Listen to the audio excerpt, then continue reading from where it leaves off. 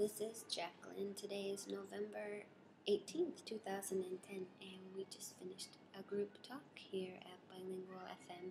So the topic of today's group talk was getting to know each other. So this was a little bit general, so we all introduced ourselves and then said a little bit about ourselves, maybe some things that we didn't know before.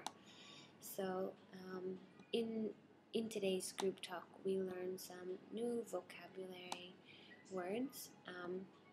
One question that was brought up was, what is our ultimate goal in life?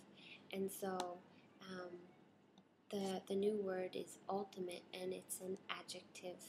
And ultimate means the best or most extreme of something. So your ultimate goal would be, in an example, my ultimate goal in life is to become a millionaire.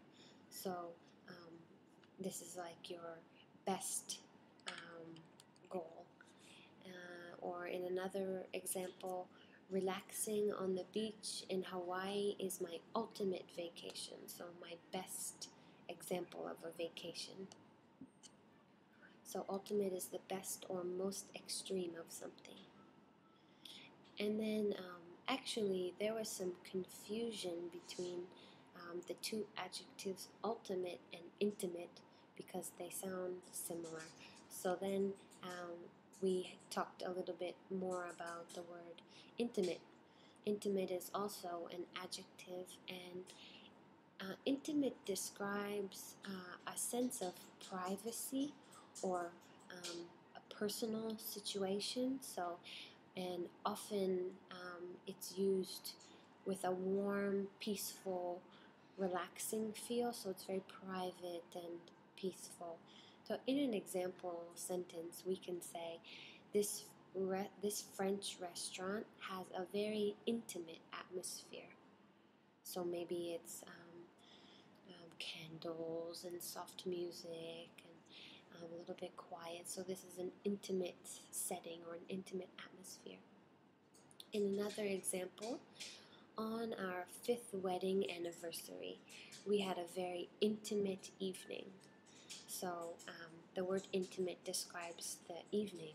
So maybe on your 5th wedding anniversary, you had candles and soft music and a nice dinner, maybe no children. So this is a very private situation. Intimate can also often be used in a sexual context. So it's sometimes used to describe sexual acts. We started being intimate after our 3rd date. So maybe you kissed. So this is being intimate. And then the 3rd vocabulary word we learned was sore. It's also an adjective, and to be sore is when something has pain. So in an easy example, I have a sore throat. So my throat has pain. I have a sore throat. Or my legs were sore from walking too long.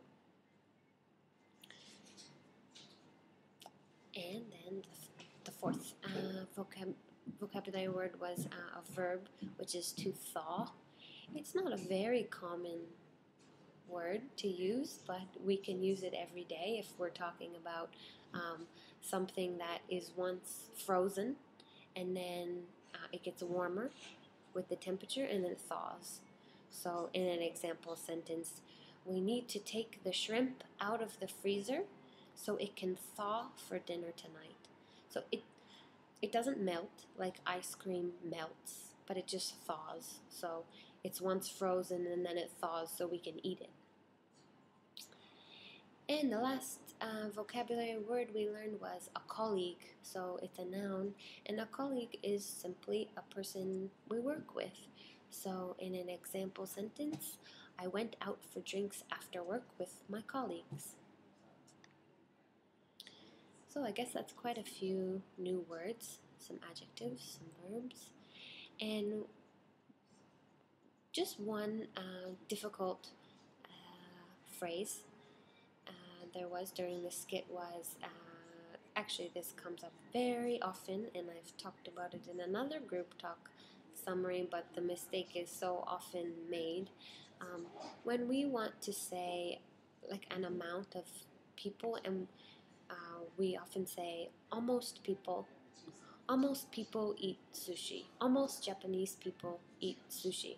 So we actually need to say either almost all or almost no.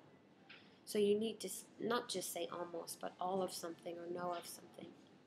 So the incorrect way is almost people, and the correct way is almost all people or almost no people.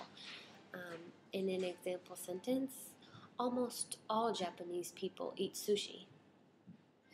And in another sentence, almost no Canadians eat natto, for example. So that was the only difficulty that we had during the group talk. All right, so that was fun. I hope you learned something from today's group talk, and I definitely did when I got to know some of the students better. And I'll see you again next time.